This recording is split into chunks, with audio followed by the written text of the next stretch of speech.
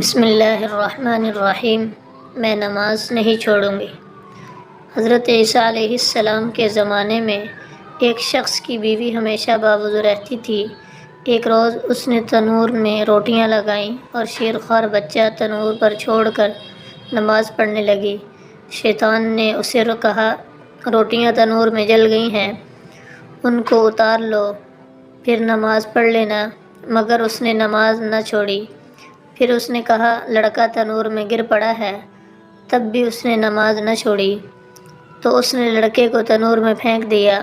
لڑکا چلایا مگر اس نے نماز نہ چھوڑی اور اپنے دل میں کہا، 1000 بچے اور ان کی مائیں خدا کے حکم پر قربان، میں نماز نہیں چھوڑوں گی۔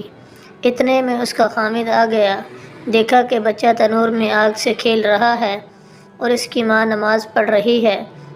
اسی وقت حضرت عیسیٰ علیہ السلام کو اس بات کی خبر دی۔ آپ تشریف لائے تو بچے کو آگ سے کھیلتے اور اس کی ماں کو نماز پڑھتے پایا۔ جب وہ عورت نماز پڑھ چکی تو آپ علیہ السلام نے اس سے پوچھا کہ یہ مرتبہ تجھے کس عمل سے حاصل ہوا؟ اس نے کہا، میں 3 کام کرتی ہوں۔ اول تو میں ہمیشہ باوضو رہتی ہوں۔ دوم یہ ہے کہ اگر مجھے ایک ہی وقت دینی کام اور دنیاوی کام درپیش ہو تو پہلے دینی کام کرتی ہوں۔ تیسری بات یہ ہے کہ مجھ پر جو مصیبت آئے اس پر صبر کرتی ہوں اور کسی سے شکایت نہیں کرتی۔ حضرت عیسیٰ علیہ السلام نے فرمایا کہ تمہارے یہ کام اس بات کے مقتضی ہیں کہ اگر تو مرد ہوتی تو پیغمبر ہوتی۔